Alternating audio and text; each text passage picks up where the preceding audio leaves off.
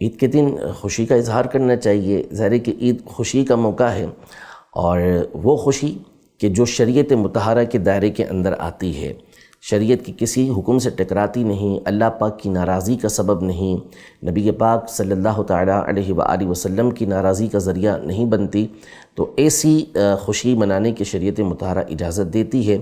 خوشی کا اظہار کرنا یہ سنت مبارکہ ہے۔ عید کے دن غسل کریں، اچھے نئے کپڑے پہنیں، عید کے دن انگوٹھی پہننا مستحب ہے۔ البتہ انگوٹھی میں یہ بات ذہن نشین رہے کہ انگوٹھی مرد صرف وہی پہن سکتا ہے کہ جو چاندی کی ہو اور 4.5 ماشا سے کم کی ہو، اور اس میں کم از کم ایک نگینہ لگا ہو، نہ وہ بغیر نگینے کی ہو اور نہ ایک نگینے سے زیادہ اس کے اندر نگینہ ہو۔ بال وغیرہ اگر نہیں کٹوائے تو حجامت کروا لینا، بال وغیرہ کٹوا لینا یہ بھی مستحب ہے، ناخن کاٹ لینا یہ مستحب ہے۔ عید کے لیے ایک راستے سے جانا اور دوسرے راستے سے واپس آنا یہ بھی مستحب ہے، نبی پاک صلی اللہ علیہ وسلم کا طریقہ کار ہے۔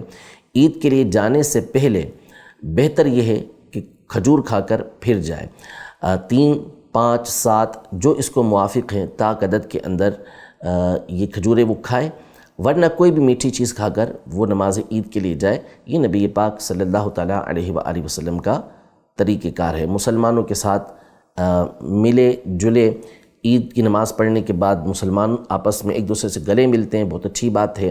ایک دوسرے کو عید کی مبارکباد دیتے ہیں، یہ بھی بہت اچھی بات ہے۔ مبارکباد کا مطلب ہے کہ اللہ پاک آپ کو اس کے اندر برکت عطا فرمائے۔ تو یہ امور ہیں کہ جو عید کے دن کرنے چاہیے، جو کتابوں کے اندر لکھے ہیں۔ اس کے علاوہ جو اہم ترین بات ہے، عید کے دن اللہ عز و جل اور اس کے رسول صلی اللہ علیہ وسلم کے احکامات کو بھولنا نہیں چاہیے، ان کی بھی یاد دل کے اندر لازمی ہونی چاہیے۔ عید کے دن لازمی طور پر کچھ نہ کچھ قرآن مجید، فرقان حمید کی تلاوت کریں۔ عید کے دن نبی پاک صلی اللہ تعالیٰ علیہ وآلہ وسلم پر ضرور درود پاک پڑھیں۔ عید کے دن اپنے والدین سے، اپنے رشتہ داروں کے ساتھ حسن سلوک کرنے کے لیے، صلہ رحمی کے لیے ضرور ملاقات کریں۔ تو یہ امور بجا لائیں گے تو انشاءاللہ تبارک و تعالیٰ عید کی خوشیاں بھی حاصل ہوں گی اور اللہ پاک کی رضا بھی حاصل ہوگی۔